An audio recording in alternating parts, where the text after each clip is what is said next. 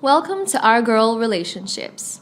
On this channel, we talk about problems people face in their day-to-day lives. Let's start with a video. My parents gave birth to only two children, my sister, 22, and I, 22, female. I don't know what I did, but since the day my sister was born, I became almost invisible. She was the child that everyone got attached to and wanted to play with. I, on the other hand, was more withdrawn and antisocial. I liked my space right from my younger years. My sister always got what she wanted, and I had to get what my parents felt I needed. Plus, I wouldn't go to them in the first place, but whenever I did, I rarely got a positive answer. And because of that, I started to slowly dislike my sister. We were so different from each other. In high school, I was the nerd and she was the popular kid.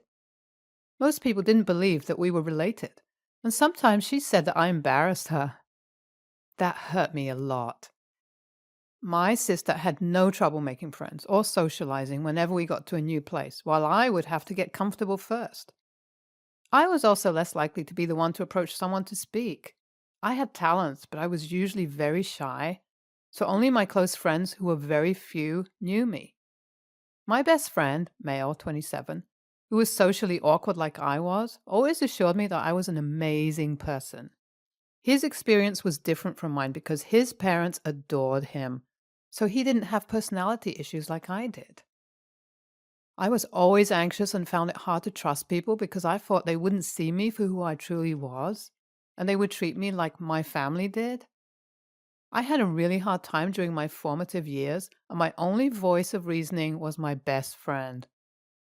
We were both kids, and had he known better, he would have known how to help me. You could imagine a teenager with an identity crisis growing up into an adult. That is a recipe for disaster. Now that I look back, I cringe at the things I did to get attention and please people. Things that were the direct opposite of who I was and what I stood for because I wasn't comfortable in my skin. My sister, on the other hand, was blossoming and she kept being the golden child. At the time, I didn't think that my parents knew what they did to me and how their actions affected me, but I still blame them for not being there for me. Someone could have noticed that something was up with me, but they were lost in the clouds with their baby, my sister. Years passed and we kept growing apart. I wasn't close to my sister, and the reason is obvious. I was angry at my parents and more jealous of her. I thought that she should have noticed that she got all the attention and could have channeled some to me or at least said something to our parents. Instead, she loved the attention and laughed at me with her friends. Well, my nerdiness turned out to be in my favor because I got a full ride scholarship and excelled in my academics and professional career.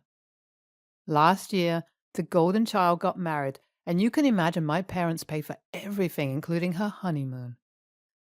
My mom said they were going all out with my sister's wedding because they were worried I wouldn't get married. So if this was the only wedding they were going to have, they were going to go all out for it. That didn't even hurt because I had a boyfriend. Before then, I wasn't ready for marriage or any relationship because I wanted to fix myself first and begin to love myself because I realized I couldn't love someone else if I didn't love myself. I couldn't get to know someone and care for them if I didn't know who I was and care for myself. After I was successful with that, I met my fiancé. I told him my story, and he seemed to even love me the more despite all the mistakes I made trying to fit in. I love him. I love him with all my heart, and I am thankful to him for showing me what love is and how to love. He helped me come out of my shell, and now I don't hold back on anything. I know who I am, and I love me. When I got engaged, I went to my parents' house to inform them. They didn't seem as excited as they were for my sister, but that no longer bothered me. They congratulated me and then mentioned that they had spent all their money on my sister's wedding last year and couldn't contribute to mine. Plus, they didn't know I was in any serious relationship.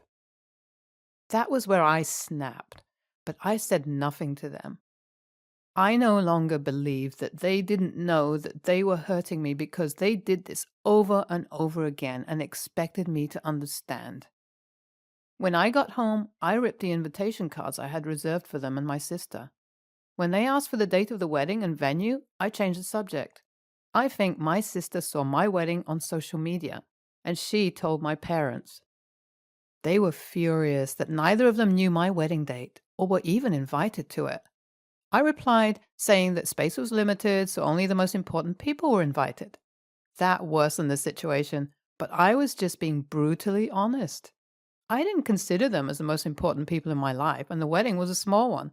So I wanted to have the most important people around me. Though I can admit that I also wanted to spite them too, if I'm being brutally honest. I didn't care that they were angry at me.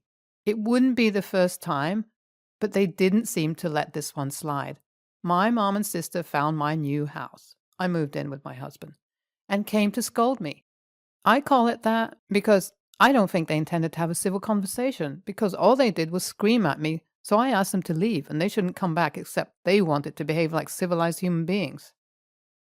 I left them and went to my room and locked the door behind me. I came out a few hours later and saw that they had met my husband and he asked them to wait for me. I was upset that he asked them to wait because I didn't want to talk to them at all. I knew he did it because he had always wanted me to make up with my family. He said that if I could do that, then I would heal completely. He also didn't like how I got when my family came up, so he wanted me to be comfortable and completely happy. I understood him, but I was being stubborn. My mom started to scold me again, and then my husband stepped in and cautioned her. He told her that the only reason he asked them to stay was because he knew it was the right thing to do. But if she didn't behave properly, she and my sister would have to leave, and he wouldn't try to get us to talk again.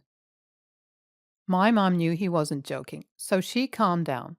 I told them that if they really wanted to talk, then the whole family had to be present, and Dad was missing, so it was either he came now or we spoke at a later time. They left because Dad couldn't make it that day. They returned during the weekend, this time with my dad.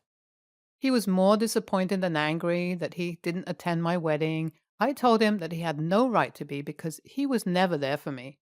They always neglected me and made me feel like there was something wrong and my younger sister was the standard. I always had to sacrifice for her. They had no idea how much that affected me. I struggled so much and was anxious all the time. I didn't know how to speak up for myself and have a mind of my own because I thought I shouldn't have a say. They also taught my sister to treat me badly, and they never corrected her. And this was confirmed at her wedding. They paid for it in full, and Mom even commented that they did that because they were not sure I was going to get married. They were always insensitive to the way I felt and made me feel like I didn't deserve to be a part of the family. It wasn't just my sister's wedding, but how they treated me since she was born. At some point, I craved their attention, but I never got it because my sister had all of it. I gave them specific instances of how they treated me differently and how it made me feel. All of that constituted to them not being invited to my wedding. I didn't think I needed people who constantly caused me pain on one of the happiest days of my life. I also let my sister know how I felt about her and about the way she treated me. They felt ashamed and apologized. My sister said that she did that because she was jealous of me. I was stunned. What could she have to be jealous of? She said that she wasn't so smart and I always did well at school, and because we were not close, she didn't know how to ask me for help, and it made her mad, so she treated me badly. That was news to me because I would have gladly helped her, even if it was just to cultivate a healthy relationship with her. We all cried and made up. My husband was so glad. After they left, he told me that I was finally free. Free of hurt and pain, and now I could truly live. Your parents didn't do well by you at all. I'm happy they didn't attend your wedding because if they did, you probably wouldn't have had the opportunity to tell them how you actually felt. You and your sister sure made some mistakes. Even if your parents were being shitty, you and your sister should have found a way out. She was jealous of you, and you were jealous of her. Seems to me that simple communication would have solved the problem that hurt both of you for years. Next story. I, 16, female. Mom died of cancer. My dad got remarried to another person and ended up having more kids. It was really hard on me, but I tried, and I'm still trying, to be supportive because I guess he can replace his wife because people do that all the time, but I can't replace my mom. I am not going to lie. It was very difficult to see her in my mom's bed and using the cups my mom drank from, etc. Even though it's been a few years, it hurts my feelings when she participates in traditions my mom had with us because I personally don't think she has a right. But I also don't like celebrating any of her traditions and going to see her family, which I guess makes it hard. I don't say anything about these things because what's the point? My dad's whole personality is different since he married her and had more kids. So I have accepted I don't have my dad either and have a countdown app on my phone for when I turn 18. So it feels like there is an end in sight. My dad and his wife are not abusive in any way, but I still prefer to go elsewhere and don't consider myself part of the family. I'm slowly coming to terms with the fact that my dad did replace my mom and me, but that it's okay because he still loves me. It makes me really depressed to be around their kids because please don't think I'm mean to say this.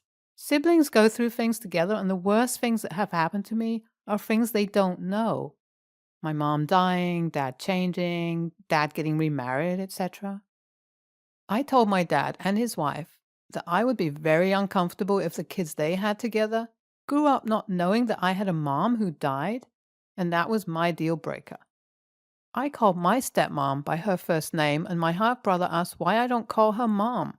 And my half sister said, "Yeah, she's your mom." When I told them that my mom was dead and their mom isn't my mom. My stepmom did explain to them again, and I get that. They are young, but they have been told so many times. I ended up just leaving and driving to my grandma's, mom's mom, and texted my dad I would be there. My dad and his wife kept calling me and texting, but I just turned off my phone and took a nap. My dad ended up coming to my grandma's, but I refused to see him. My stepmom stopped by today, too. So now I would like to know if I am being an a-hole. I would like to tell my dad that he failed as a dad and a husband because he still is my dad and will always be my mom's husband, and to tell my stepmom that her presence makes me depressed, but that would make me an a-hole. Reading all of your replies, you are a bitter child, and the therapy is not helping you. Your stepmom and your father can't win with you regardless of anything they try, and you've openly said this. You want your stepmom to admit she only has her family because your mom died. Kid, she knows this already. I get you're hurting, but you're an a-hole. You also can't be angry your dad hasn't asked to come sit in at a therapy session with you when you've never asked him to because you know he'll say yes and come with you. Or maybe just a little understandable YTA. I see nothing your dad or step have done to be TA. Siblings do not share all experiences and pain even with two parents, so don't write off the littles. You've been dealt a tough hand, but it seems like they care for you. Therapy? Look at things from others' perspectives a bit. Next story. I know the title seems bad, and it probably is, but I don't know what else to do. My wife, 28, female, and I, 33, male, have two children, A, female 2, and B, 4, male, whom we both love more than anything. Last year, I found out I also have another daughter, C, 13 years old. Her mother never told me about her. I don't blame her. Ours was just a weak relationship, and she lives in another town. She went back to her own town before finding out she's pregnant, and she decided that it was best for her to raise the child by herself. 5 years ago, I met my wife, and I fell in love with her on the spot. I know it's a cliche, but it's true. I would give my life for her in a heartbeat. We found out about my other daughter a year ago, and she's now 12 years old, and honestly, I tried so hard to love her like I love my other two kids, but I can't. My wife obviously wasn't too happy to have a stepdaughter out of the blue, but she acted very graceful and never stopped me from having a relationship with her. C came to our house a few times, but she always argues with my kids. Normally, I wouldn't think much of it, because even when they meet their cousins, one minute they argue and the next they're inseparable. But C is the one that mostly starts everything. As a family, we love spending weekend evenings watching movies together on the sofa. C constantly complaining that the movies were for small children and she hated them. She would make comments like, "This character will die," or "This character is stupid." My younger daughter will start crying because she is 2 and will cuddle with me, and that would make C even more awful to her. She destroyed so many dolls, saying that she didn't get to have dolls. Why should A and B have them? Her mom was barely making ends meet, and we were pretty wealthy. And yes, I pay CS, and I paid for the years I didn't know about her. Many, many comments and actions made my wife pretty angry, and she told me that unless C goes to therapy, she is not allowed around our kids again. And if she comes to the house, she takes her kids and will go to her mom's for the days C stays here. This is the part that will make me an a-hole. I don't love C. I don't like spending time with her, and I definitely don't want to lose my family for her. I know it sounds awful, and I really tried so hard to feel differently, but I can't. I told her mom about the therapy, and she started accusing my wife, saying that she just wants to destroy my relationship with C, and she's an awful stepmother. I told her that if she won't put C in therapy, I'm no longer willing to put up with her, and I won't, under any circumstances, risk losing my family for her. She called me a lot of names, said I'm an a-hole, and how could I put my wife over C? Have you had a paternity test? You can't surprise someone with a child and get backdated child support. This is hard for everyone. You are going to struggle to form a relationship with the negativity surrounding the interactions. Why don't you cut back? Why don't you take C for a milkshake and a chat? Go hang out at a library, take her to a movie. She won't be competing, and your other children are young enough to accept this with no major issues. You can form a relationship with your daughter without causing burdens to your wife. I feel for C. She sounds intolerable, but she's also suffering and struggling. Why her mother thinks she doesn't need therapy is beyond me. I think you are trying super hard in an awful circumstance. Maybe some therapy for yourself too. Keep going, Dad.